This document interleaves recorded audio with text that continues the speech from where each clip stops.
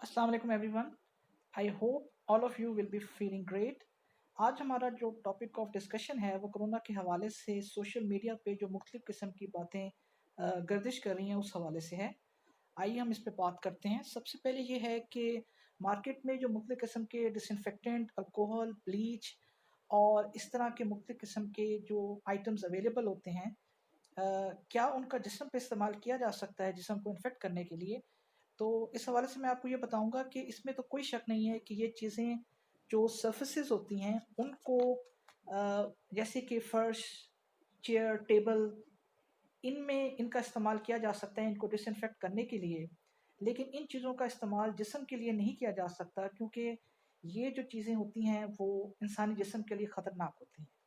लेकिन जो hand sanitisers हैं उनका इस्तेमाल किया जा सकता है, क्योंकि ये जिस्म के लिए डेंजरस नहीं होती, क्योंकि इनकी फ़ॉर्मुलेशन इस तरह से की जाती है कि ये इंसानी जिस्म के लिए सेफ़ होती हैं। तो आप घर में सोप और हैंड सैनिटाइज़र्स का इस्तेमाल करें इंसानी जिस्म को डिसइंफेक्ट करने के लिए, और बाकी सर्फेसेस के लिए दीगर डिसइंफेक्टेंट्स का इस्तेमाल करें। दूसरी इंपॉर्टेंट चीज़ ये है कि क्या कोरोना वैक्सीन के हवाले से लेटेस्ट क्या है।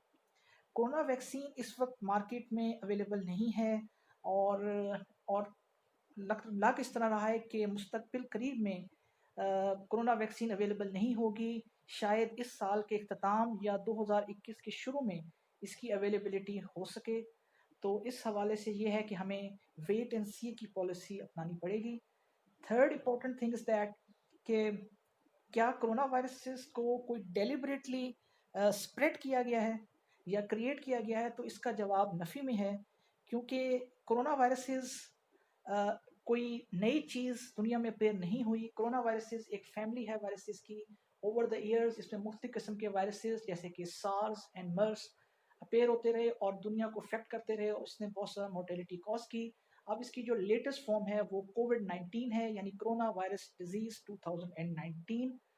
और क्योंकि वायरसेस बैक्टीरिया की तरह ओवर द ईयर इवॉल्व होते हैं, और जब ये इवॉल्व होते हैं तो इनमें म्यूटेशन होती है, और म्यूटेशन की वजह से ये बैक्टीरियाज एंड वायरसेस ज़्यादा से ज़्यादा स्ट्रॉन्ग हो जाते हैं, जिसकी वजह से हर 50 और 100 साल बाद इस तरह के वायरसेस और बैक्टीरिया आते हैं जो बड़े पैमाने पे अमवात कॉज करते हैं, और एपिडेमिक, एंडेमिक या पेंडेमिक की फॉर्म में वो दुनिया को अफेक्ट करते हैं।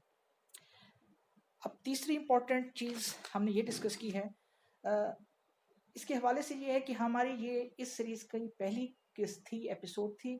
मैं इस हवाले से जितनी भी मिथ्स हैं वर्सेस रियलिटी उसको मैं एक्सपोज करता जाऊंगा, और आपसे मेरी ये दरख्वास्त है कि मेरी हौसला अफजाई के लिए आप मेरे चैनल को सब्सक्राइब करें, लाइक करें, शेयर करें, ताकि मैं जितनी भी जो लेटेस्ट मालूमात है कोरोना के हवाले से और डिफरेंट डिजीज़ के हवाले से वो मैं आपको देता जाऊं।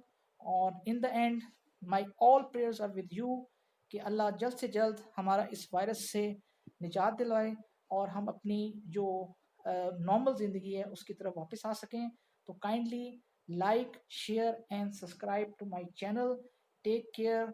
अल्लाह हाफिज़। Thank you very much.